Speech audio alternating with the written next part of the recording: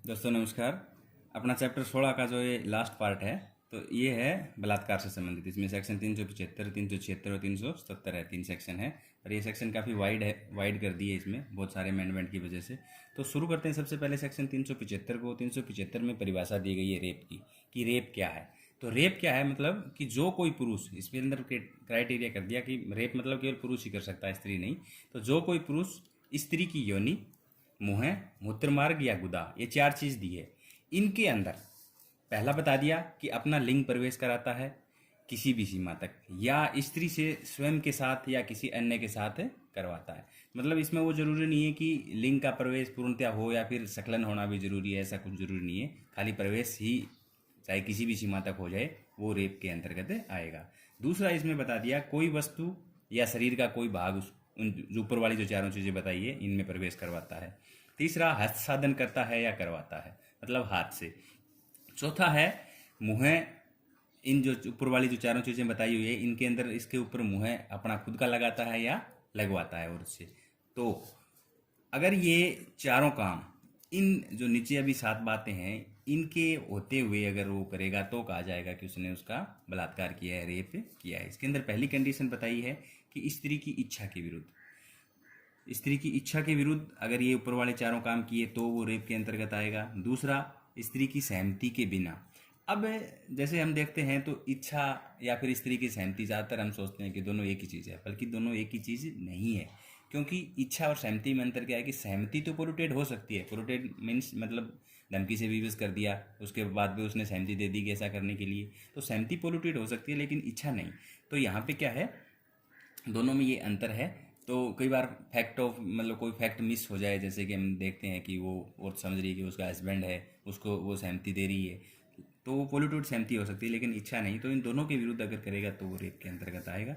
तीसरा बताया है कि स्त्री की सम्मति, लेकिन सम्मति मृत्यु या सख्त चोट के भय दिखाकर हासिल की गई है तो भी वो रेप के अंतर्गत आएगा। चौथा इसमें है धोखे से सहमति लेकर, सहमति धोखे से लेगी, जबकि जो पुरुष है वो ये बात जानता है कि वो उसका पति नहीं है, लेकिन जो औरत है उसे वो इस प्रकार विश्वास दिलाता है कि वो उसका ही पति है, और औरत ये मानकर सहमति देती है कि वो जो उसके साथ, जिसके साथ वो ये कार्य कर रही है वो उसका पति है, तो वो भी सहमति के अंदर नहीं मानी गई है। पांचवा है इसके अंदर कि ऐसी स्त्री की सम्मति से, जबकि स्त्री सम्मति देते समय मत्ता या विकृत चित्ता के कारण उस समय की उस कार्य की प्रकृति और परिणामों को समझने में असमर्थ हो। मतलब उसे किसी प्रकार का नशा दे दिया या फिर और किसी चीज़ से, तो वो उस हालात में क्या है, औरत कुछ समझने के हालात में ना हो, उस समय सहमति दे दी तो वो सहमति मान्य नहीं है। छठा है कि उस स्त्री की सहमति से या सहमति के बिना, अगर उसकी आयु 18 वर्ष से कम है तो उसकी सहमति हो चाहे ना हो उससे कोई फर्क नहीं पड़ता, उसके साथ किया गया संभोग रेप के अंतर्गत ही आएगा। सातवां इसमें है कि जब वह स्त्री अपनी सेंस जो सम्मति है संसूचित करने में असमर्थ हो, तो इस हालात में होगी कुछ बता पाने में, तो वो भी सहमति के अंदर नहीं आएगी। तो अगर इन सातों प्रक्रिया में होते हुए ऊपर वाले जो चारों काम बताए हैं वो अगर व्यक्ति किसी के साथ, औरत के साथ अगर करेगा तो वो कहा जाएगा कि उसने उसके साथ रेप किया है। अब इसमें एक चीज़ ये है कि यदि स्त्री इस कृत्य का विरोध नहीं करती है, कई बार ऐसा होता है, तो इसका मतलब यह नहीं है कि उसने सहमति प्रदान कर रखी है। कई बार अगर ऐसी हालात होती है, स्त्री सोच रही है कि कोई अगर किसी प्रकार का रिएक्शन देने में उसे ही ज़्यादा नुकसान है या कोई भी वजह से मान लीजिए उसने रिएक्शन नहीं दिया, तो इसका मतलब ये नहीं है कि उसकी सहमति थी। इसमें एक अपवाद है ये कि किसी प्रकार की जो चिकित्सीय प्रक्रिया में अगर जो कार्य होता है उसको रेप की श्रेणी में नहीं माना जाएगा। और दूसरा अपवाद इसमें यह है कि किसी पुरुष का अपनी पत्नी के साथ जिसकी आयु 15 वर्ष से कम की नहीं है, तो उसके साथ जो व्यक्ति उसके साथ अगर चाहे ऊपर वाली कैटेगरी में आए हुए काम अगर कर रहा है तो वो रेप नहीं है। लेकिन वर्तमान में इसे चेंज कर दिया गया है। एक ये रिट आई थी कि independent thought versus union versus India 2017 में, उन्होंने कहा जी देखिए आप ही तो खुद ही कह रहे हैं कि 18 साल से कम आयु की स्त्री की शादी नहीं करनी चाहिए, और इसके अंदर आप कह रहे हैं कि 15 साल से कम स्त्री के मतलब जो पत्नी है उसके साथ किया है कार्य अपराध नहीं है। तो ये मामला मैच नहीं खा रहा था, तो इसके आयु जो है वो 15 की बजाय अब 18 कर दी गई है वर्तमान में। तो ये तो हो गई रेप की परिभाषा। अब इसकी सज़ा के बारे में बात करते हैं। तो सज़ा में सबसे पहले सेक्शन 376 है। सेक्शन 76 के अंदर 76 का पहला पॉइंट, इसके अंदर पहले ये सज़ा थी 5 साल, 7 साल थी, बल्कि अब ये बढ़ा के 10 साल कर दी गई है। जो कोई भी व्यक्ति रेप करेगा वो 10 साल जो आजीवन कारावास हो सकता है और जुर्माने से दंडित किया जाएगा। अब 376 का जो दूसरा पॉइंट है वो थोड़ा सा काफ़ी वाइड दिया गया है। तो अगर ये कैटेगरी में अगर कोई व्यक्ति रेप करेगा तो उसके लिए अलग सज़ा का प्रावधान किया गया है। मतलब जो कोई, इसका दूसरे का पहला पॉइंट ए में, जो कोई पुलिस अधिकारी होते हुए अपने थाने की सीमाओं के भीतर या किसी भी अन्य थाने के परिसर में या पुलिस ऑफिसर की अभिरक्षा में, अपनी अभिरक्षा में, चाहे वो अपने अधीनस्थ की अभिरक्षा में किसी स्त्री के साथ रेप करता है तो दूसरा इसके अंदर पॉइंट बी में है, लोक सेवक अपने या अपने अधीनस्थ की अभिरक्षा में रेप करेगा। तीसरा इसके अंदर आ गया, सशस्त्र बल का कोई सदस्य अपने तैनाती एरिया में अगर रेप करेगा।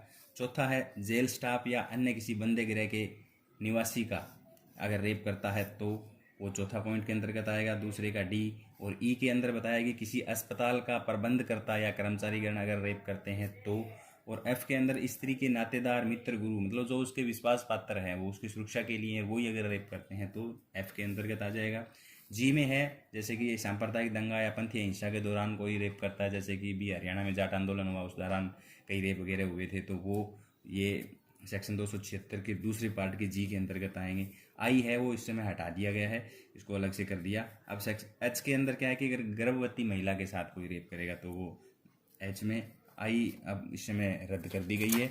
अगली सेक्शन है इसका जे पॉइंट। जे मतलब उस स्त्री से जो सम्मति देने में असमर्थ है, यानी कि कोमा में है या अत्यधिक बुखार की वजह से, तो उसके साथ अगर रेप करेगा तो। के में किसी स्त्री पर नियंत्रण या फिर कंट्रोल की स्थिति में, मतलब वर्चस्व है उसके ऊपर, उसके साथ अगर रेप कर रहा है तो। एल में किसी ऐसी स्त्री के साथ जो शारीरिक या मानसिक अयोग्यता के कारण से पीड़ित है उसके साथ रेप करेगा तो।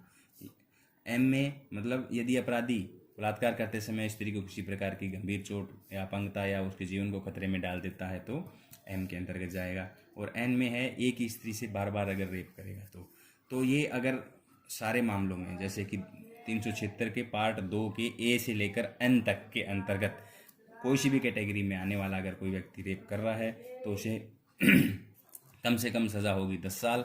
जो ताउम्र, अब ताउम्र का मतलब यहाँ वो है उसकी जितनी उम्र बची हुई है उससे दंडित किया जाएगा और जुर्माने से भी दंडित होगा।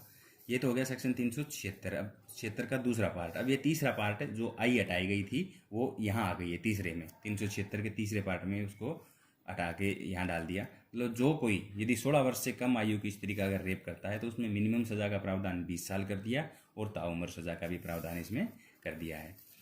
अब है अगली सेक्शन 376 ए। 376 ए क्या कहती है कि पीड़िता की मृत्यु या लगातार विकृतशील दशा कारित करने के लिए दंड। मतलब जो कोई व्यक्ति रेप के दौरान उस स्त्री की या तो मृत्यु कर देता है या उसे ऐसी स्थिति में पहुंचा देता है जैसे कि कोमा में पहुंचा दिया, या कुछ हालात ऐसी पैदा हो रही है ऐसे लगता है कि उसकी मृत्यु हो जाएगी, ऐसी स्थिति में अगर स्त्री को पहुंचा दिया रेप से तो उसको क्या है, उसके अंदर सज़ा का जो प्रावधान है मिनिमम सज़ा 20 साल कर दी है इसमें, और ताउम्र या फिर मृत्युदंड से दंडित किया जाएगा। और इसके साथ में ये अगली सेक्शन है 376 ए बी। 376 ए बी क्या कहती है, 376 ए बी में ये बताया कि 12 वर्ष से कम आयु की स्त्री से अगर कोई व्यक्ति रेप करेगा तो उसमें मिनिमम सज़ा 20 साल है, ताउम्र या मृत्युदंड और जुर्माना। इसके अंदर जो जुर्माना है, मृत्युदंड दे दिया उसमें तो नहीं होता, बाकी के अंदर क्या है, अगर जुर्माना लगेगा वो सेक्शन 326 ए हमने पढ़ी थी एसिड अटैक वाली, उसके अंदर जुर्माना उस हिसाब से लगाया जाता था कि जो पीड़िता है उसका चिकित्सीय हालात को देखते हुए कि कितना खर्चा हो सकता है और उसके पुनर्वास का भी ध्यान में रखते हुए इतना जुर्माना लगाया जाता है और वो पीड़िता को देय होता है। तो अगली सेक्शन 376 बी। 376 बी क्या कहती है, बी और जो सी है ये है मैथुन से संबंधित, इन्हें रेप नहीं कहा जा सकता। तो बी क्या कहती है कि पति द्वारा अपनी पत्नी के साथ पृथक्करण के दौरान मैथुन, मतलब जो कोई पति पत्नी चाहे उनका डिवोर्स हो गया हो या और किसी रीज़न से वो दोनों अलग रह रहे हैं, उस दौरान पति अगर अपनी पत्नी का साथ मैथुन करता है, इसे रेप नहीं कहा गया, मैथुन करता है, सेक्स करता है, तो वह इसके अंदर मिनिमम सज़ा बताई गई 2 साल और वो 7 साल तक हो सकती है और जुर्माने से भी दंडित होगा। अब है सेक्शन 376 सी में भी यही बात है कि प्राधिकार में किसी व्यक्ति द्वारा मैथुन, इसमें भी मैथुन है क्योंकि इसके अंदर क्या है कि रेप वाली कैटेगरी नहीं फुलफिल होती है, क्योंकि वो इसके अंदर रजामंदी हो सकती है, लेकिन वो रजामंदी को रजामंदी नहीं माना गया है। जैसे कि जो कोई व्यक्ति अपने प्राधिकार की किसी स्थिति या वैश्विक संबंध रखते हुए, कोई मतलब विश्वास का कोई संबंध रखते हुए उसके साथ, दूसरा कोई लोक सेवक होते हुए, तीसरा है जेल या अभिरक्षा या अन्य स्थान का कोई प्रबंधक व्यक्ति या अधीक्षक होते हुए, अस्पताल के कर्मचारी तंत्र या प्रबंध तंत्र होते हुए, ऐसी किसी स्त्री से जो उसकी अभिरक्षा या भार साधन में है, अपने साथ मैथुन हेतु जो रेप की कोटि में नहीं आता है, उसे उत्प्रेरित करता है या विलुप्त करने के लिए अपने पद का दुरुपयोग करेगा, तो इसमें मिनिमम सज़ा जो है 5 साल है और जो 10 वर्ष तक हो सकती है और जुर्माने से भी दंडित किया जाएगा। अब है अगली सेक्शन 376 डी क्या कहती है? गैंगरेप से संबंधित है। डी मतलब सामूहिक बलात्कार, गैंगरेप, जहाँ किसी एक स्त्री से एक से अधिक व्यक्तियों द्वारा अपने सामान्य आशय को अग्रसर करने के लिए रेप किया जाता है, तो वे सभी व्यक्ति गैंगरेप के दोषी होंगे और इसमें मिनिमम सज़ा का जो प्रावधान है 20 साल है, ताउम्र कारावास और जुर्माना। इसके अंदर जुर्माना वही सेक्शन 326A के मुताबिक जो बताया था कि इसमें पुनर्वास को इसको ध्यान में रखते हुए पीड़िता को देय होता है, उसी के मुताबिक जुर्माना लगाया जाएगा। अब सेक्शन 376D का भी एक पार्ट और बना दिया, डी ए क्या कहता है कि अगर 16 वर्ष से कम आयु की स्त्री के साथ कोई व्यक्ति अगर गैंगरेप करेगा तो उसकी सज़ा ताउम्र होगी और जुर्माना सेक्शन 326 के अनुसार ही लगेगा और इसमें मृत्युदंड का प्रावधान नहीं है, इसमें वो DB में है। सेक्शन 376DB भी है, वो क्या कहती है कि 12 वर्ष से कम आयु की स्त्री से अगर कोई गैंगरेप करेगा तो इसमें ताउम्र प्लस जुर्माना सेक्शन 326A के मुताबिक प्लस और मृत्युदंड से भी दंडित किया जा सकता है। तो ये तो हो गई सेक्शन 376D। अब है सेक्शन 376E। सेक्शन 376E क्या कहती है कि दोबारा अपराध करने पर दंड, मतलब जो कोई व्यक्ति एक बार रेप के अंदर दोष सिद्ध हो चुका है, उसके बाद भी अगर वो अपराध दोबारा करता है तो उसे ताउम्र कारावास या फिर मृत्युदंड से दंडित किया जाएगा। अब सेक्शन अगली है सेक्शन 376F जो अभी जोड़ी गई है।